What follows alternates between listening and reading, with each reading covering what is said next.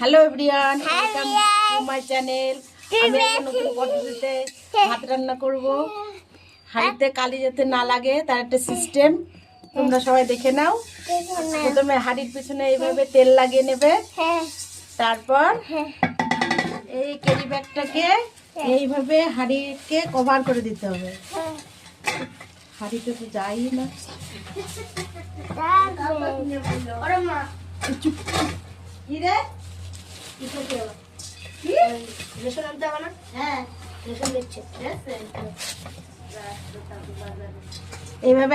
এইভাবে হাঁড়িটাকে কভার করে নেবেন ক্যারি ব্যাগ দিয়ে, তারপরে উনুনের পরে দেবেন, তাহলে আর হাঁড়িতে কালি লাগবে না।